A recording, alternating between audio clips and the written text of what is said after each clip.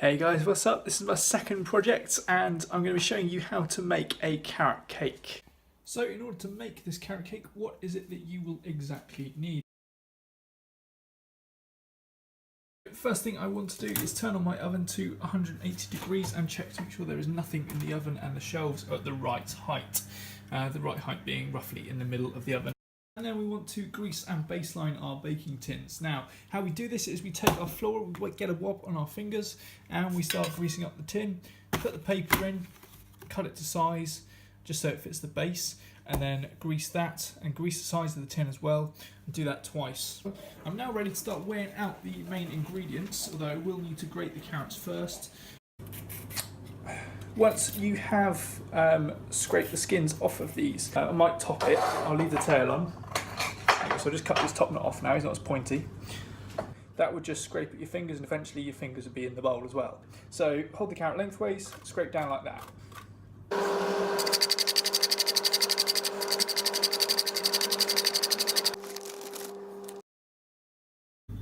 So now I'm just adding in 1 pot of sugar, in 1 pot of oil. God, that looks disgusting. Need a bit of a barman's hand here to keep this steady. I'll try and spill it.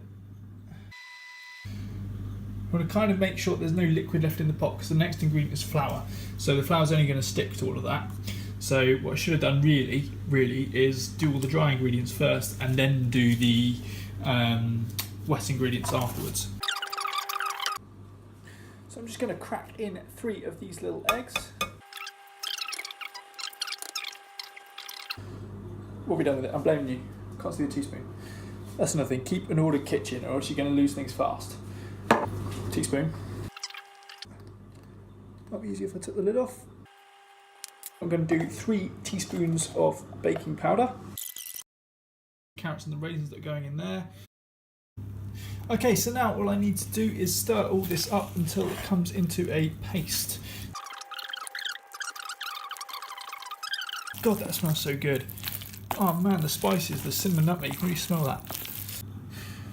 So, get in there now. I think that is about ready to go in the tins. Doesn't look very nice, does it? There we go, I'm sure it tastes amazing though. If it doesn't, hey, we can find out where I went wrong. Try and get the mixes as evenly as possible in the tin. So, I'm just going to put them in the oven here. You notice that some of my greaseproof paper is sticking up over the side. That's so that I've got a little handle. So it's now been about 10 minutes and you can probably see the change already. It's there. Don't want to open this too much because they are starting to sink in the middle and that's not a good sign. I'll get a skewer. If it comes out clean, then the cake is ready. If it doesn't come out clean, well, you'll have to go back in. There we go. Look at that. Ugh. Still the mix, you can tell. So yeah, it's going to have to go back in. It should be out by now really, so I'll give it till the hour and then I'll come back and check it again. So there you have it, 2 halves of the carrot cake. I haven't got a pestle and mortar, but making the best out the end of a rolling pin. Now all I'm going to do, I've got 100 grams of icing sugar and 100 grams of mascarpone, cream cheese. I'm going to give these a whisk. And it soon turns into gloop within about 4 or 5 stirs. So it's been about, what, I don't know, 20 seconds if that, of stirring, and I've gotten it to be this sort of cream that you would expect to see on top. So before I put my icing sugar on, I just want to make sure that my cakes are cold enough. So what I'm doing here is I'm just spreading the mix over the cake. I'm going to leave a little gap around the edge, because when I sandwich these 2 together, the cream is going to sort of go outwards and I don't want it to spill over the sides of the cake. I'm just going to sprinkle some walnuts over the centre. Just about to spread it on the top as well. This one has to be a bit neater because this is what people are going to see. Again, I'm trying not to let it spread over the edge of the cake. Just don't want it running down the sides. 1, it's just ugly, and 2, it's just messy when you eat it. Just going to sprinkle on the remainder of this.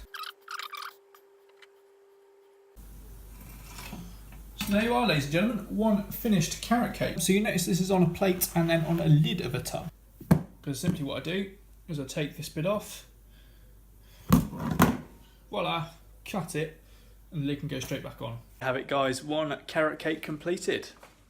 I'll see you next time where I'll be showing you how to make tomato and onion soup, a recipe that I learned in middle school and I've adapted to and added things to since. Very simple to make, like the cake. I mean, you saw that was basically all in one recipe. Although one thing I have learned from this is it's very difficult to bake and to hold the camera as well. I'm currently filming this on an iPhone SE, if you're interested, so forgive the shakiness, I haven't got a tripod.